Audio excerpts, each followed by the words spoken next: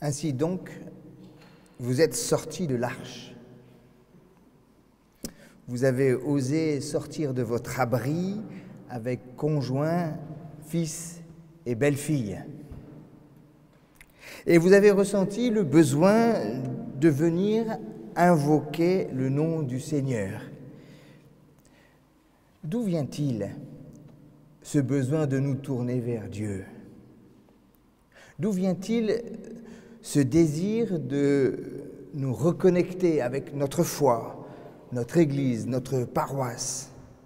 Parfois après des années de silence, d'absence, d'éloignement, d'oubli, et avouons-le aussi, parfois de négligence.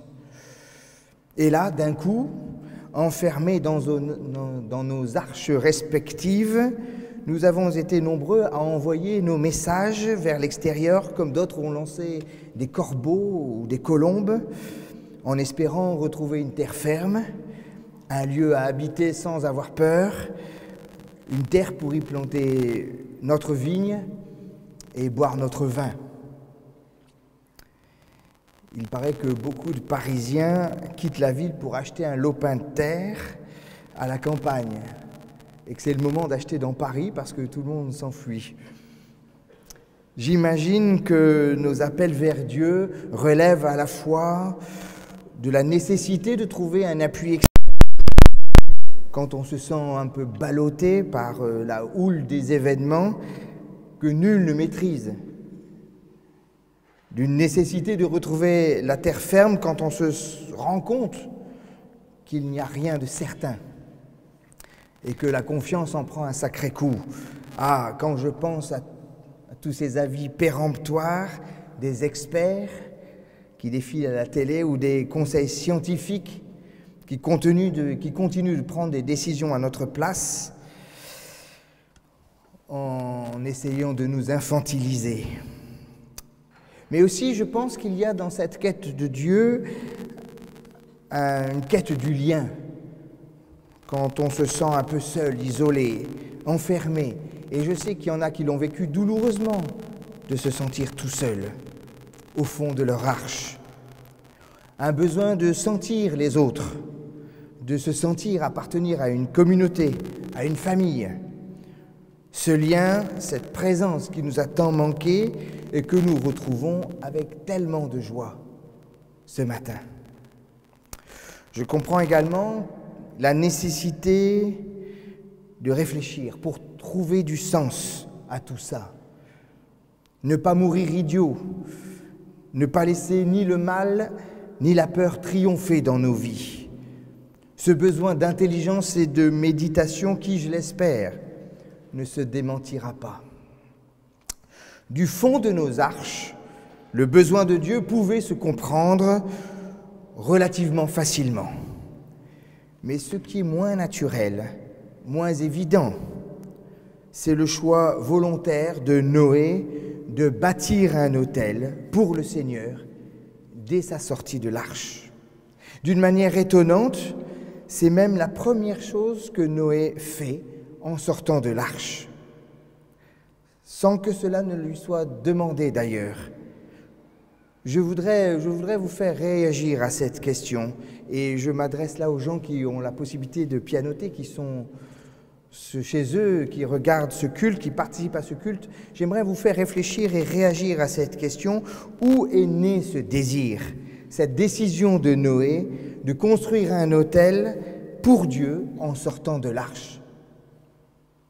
Est-ce le soulagement d'avoir échappé au pire, en se disant « Ah, ouf, le boulet est passé pas loin de ma tête, mais là ça va, merci, grâce à Dieu », comme disent certains. Est-ce peut-être un recentrage sur l'essentiel, et quand le superficiel a pris trop de place dans nos existences? Est-ce le choix assumé de remettre la question de Dieu au centre, quand on a expérimenté la vulnérabilité et l'impuissance? Si c'est cela, et si ce n'est que cela, je crains que ce ne soit qu'un fétu de paille qui s'éteindra bien vite, un élan qui s'essoufflera rapidement. Je voudrais le penser autrement, avec vous, et j'espère plus profondément. I can't breathe. Je ne peux plus respirer. J'étouffe. Je manque d'air. Ce cri n'a pas fait qu'embraser les États-Unis. Il porte le désespoir d'un monde qui n'en peut plus. Les crises se succèdent, s'empilent les unes sur les autres et font système entre elles, se nourrissent l'une de l'autre. Souvenez-vous, ça va si vite qu'on en oublie. Le terrorisme islamiste, les gilets jaunes, les grèves, le désastre écologique apocalyptique, la pandémie qui paralyse le monde, l'effondrement économique résultant de cette paralysie, la guerre froide entre les deux superpuissances. Et partout, la sidération et la colère. La mort de George Floyd n'est pas un symbole, c'est un symptôme de ce monde qui étouffe. La terre s'est corrompue devant Dieu. Elle était pleine de violence, dit Genèse 6. Genèse 6 nous montre cette violence comme une conséquence d'une corruption. La terre s'est corrompue. Une corruption, une déperdition, un délitement, une dégradation de l'humanité qui court à sa destruction dans une conduite suicidaire. La destruction du monde annoncée par Dieu dans le déluge n'est autre que l'accélération de cette corruption de l'humanité déjà bien largement entamée. Le déluge n'est ni une grande inondation, ni un tsunami. Il doit être compris comme un événement cosmique de destruction de la structure même d'un monde devenu maboule. On utilise ce mot maboule, vous connaissez tout ça, il est devenu maboule. Mais on ne sait pas que c'est un mot hébreu et que c'est le mot hébreu pour dire le déluge. Le déluge, c'est le monde devenu maboule. Dans cette situation de retour au chaos, l'Éternel fait le choix de sauvegarder la vie. Il fait le choix de sauvegarder la vie en se servant de Noé, précisément désigné comme juste et intègre au milieu des générations de son temps. L'intégrité est l'exact opposé de la corruption, comprise comme une destruction d'humanité. L'intégrité doit être interprétée comme préservatrice de l'humanité. Il n'est pas simplement question de rectitude morale, mais d'une humanité pleine et entière, intègre, complète. Autrement dit, une humanité qui ne s'est pas amputée d'une partie d'elle-même, mais qui, au contraire, a fait le choix de marcher en présence de Dieu et de bâtir un autel quand elle sort de l'arche pour y célébrer le culte, pour venir célébrer le culte. Le désir de Dieu naît de l'intégrité de l'homme. Voilà ce que dit la Genèse. Il est le signe d'une humanité pleine et complète, telle que Dieu l'a prévue, telle que Dieu l'a créée. A contrario, à l'inverse, la Genèse affirme que celui qui refuse Dieu s'ampute lui-même. Et ce faisant, débute un véritable processus de corruption, destructeur d'humanité. Noé n'est donc pas l'histoire d'une punition divine, d'une colère d'un Dieu qui décide de tout détruire, mais bien en vérité une opération de sauvetage d'une humanité qui s'est perdue elle-même en s'amputant de Dieu. Et c'est même annoncé dès la naissance de Noé, comme une vocation portée par son nom. Je lis Genèse 5, verset 29. À l'âge de 182 ans, Lémec eut un fils. Il l'appela Noé. Il disait en effet, celui-ci nous consolera de nos travaux et de la peine de nos mains, parce que le Seigneur a maudit le sol. Noé, c'est le consolateur. C'est le sens de son nom, le consolateur, celui qui apporte le repos, l'apaisement, la sérénité. Né de la confiance indéfectible dans un Dieu souverain, qui peut redonner vie à un monde qui court à sa perte. Et l'arc-en-ciel, voyez-vous, signe de l'engagement de Dieu, pris par Dieu devant toute la création, le confirme à sa manière. Dieu dépose les armes. Comme d'autres mettent leur fusil au clou, il dépose son arc dans le ciel. Dieu renonce à la violence. Désormais, il choisit d'agir sans armes. Cela ne veut pas dire qu'il renonce à agir ou qu'il renonce à la puissance. Non, désormais, dit la Genèse, Dieu n'est que bénédiction et rien d'autre. Le Seigneur respira l'odeur agréable de ce sacrifice fait par Noé et il se dit « Désormais, je renonce à maudire le sol à cause des êtres humains. » C'est vrai, dès leur jeunesse, ils n'ont au cœur que de mauvais penchants. Mais moi, je renonce à détruire tout ce qui vit, comme je viens de le faire, dit Dieu. Dieu ne promet pas qu'il n'y aura plus de catastrophe. Il ne dit pas non plus que le corps de l'homme sera changé et qu'il ne fera plus de bêtises. Il dit que lui, Dieu, n'a rien à voir là-dedans. Et c'est là la consolation de Noé. Dieu n'est qu'un Dieu d'amour et de compassion, de grâce et de vie. Rien d'autre. Arrêtons de l'accuser des malheurs du monde. Arrêtons de voir sa main obscure derrière les maladies, derrière les catastrophes, derrière la méchanceté. Voilà la terre ferme dont nous avons tant besoin pour bâtir le monde d'après, la foi en un Dieu d'amour et de bénédiction.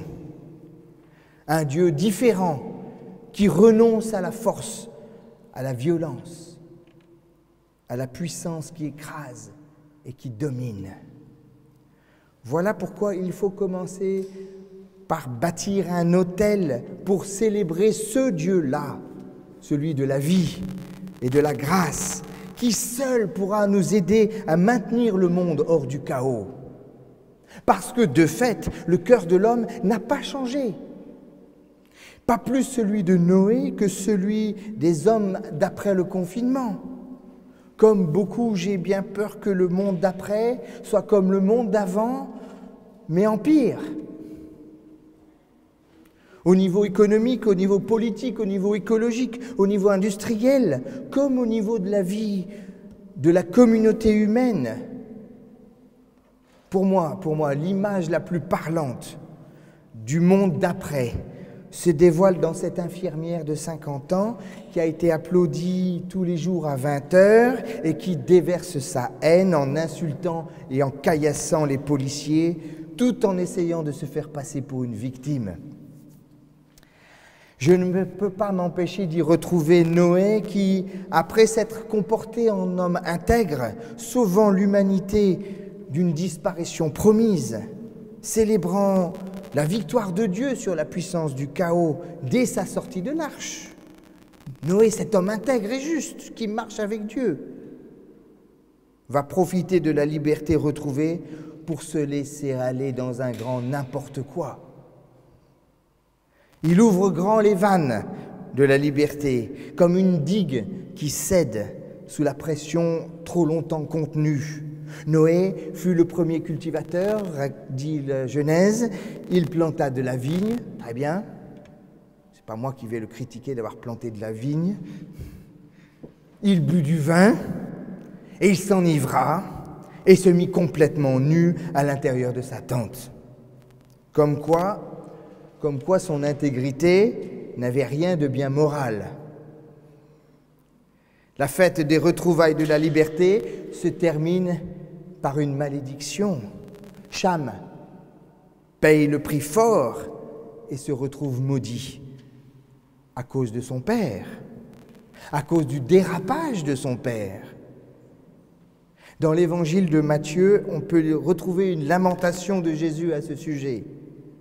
Celui qui détourne de Dieu un de ces petits qui croient en moi, dit-il, il vaudrait mieux pour lui qu'on lui attache au cou une très grosse pierre et qu'on le noie au fond de la mer. Dans le monde, il y a tant d'occasions de se détourner de Dieu. Quel malheur! Bien sûr, ces occasions existeront toujours, dit Jésus, mais quel malheur pour celui qui en est la cause. Noé, lui, a trop bu et il a perdu le contrôle de sa vie. Et c'est Cham qui paye les pots cassés. Les parents ont mangé des raisins verts et les dents des enfants en ont été agacées, dit le prophète Jérémie. Par-delà l'aspect incestueux qui se dit à mots couverts, derrière l'évocation de la nudité de Noé vue par Cham, c'est la nudité qui provoque la honte de Adam et Ève qui est évoquée ici. Comme le manteau jeté sur Noé par Sem et Japheth pour ne pas voir la nudité de leur père, et qui partent à reculons en détournant le regard, dit le texte. De la même manière, Dieu a cousu lui-même les vêtements pour habiller Adam et Ève et jeter un voile pudique sur leurs transgressions, leurs péchés, leurs faiblesses, leur honte. Est-il possible d'évoquer ce geste de pudeur et de respect en voyant la hargne avec laquelle les responsables politiques sont poursuivis comme des criminels?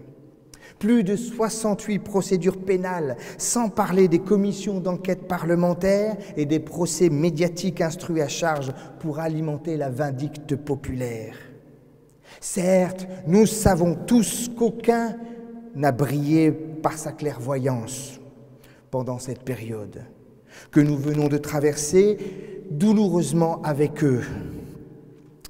Mais ne serait-il pas utile et judicieux de couvrir leur nudité du manteau de notre bienveillance et de notre respect, à l'image de ce que Sem et Japheth ont fait pour leur père? Ne serait-il pas utile et judicieux d'arrêter de scruter la nudité des autres pour éviter d'avoir à regarder la nôtre? Ne voyons-nous pas combien nous sommes nous-mêmes contaminés par ce regard impudique et vindicatif? Comme le dit le psaume 8, c'est la voix des enfants, des tout-petits, que tu opposes à tes adversaires. Elle est comme un rempart que tu dresses pour réduire au silence les vindicatifs. Le Seigneur s'interpose par la parole des enfants. Et les enfants nous apporteront tout à l'heure une branche d'olivier en fin de culte pour s'interposer. C'est exactement ce qu'il fait quand il reconstruit l'humanité par les 3 enfants de Noé, Sem, Cham et Japheth. Sem, en hébreu, c'est Hachem, le nom de Dieu. Sem, c'est celui qui porte le nom de Dieu. Cham, en hébreu, c'est l'ardeur, la chaleur du désir, l'envie de l'autre, d'être avec l'autre. Et Japheth, en hébreu, c'est la beauté. Ce qui est plaisant, séduisant, le plaisir, la joie offerte par la beauté. N'y a-t-il pas là un magnifique chemin pour un avenir qui se construit sur le nom de Dieu, sur le désir de l'autre et sur la joie de la beauté? Nom de Dieu, désir de l'autre, joie de la beauté. Sem, Cham et Japheth portent l'avenir de notre humanité. Amen.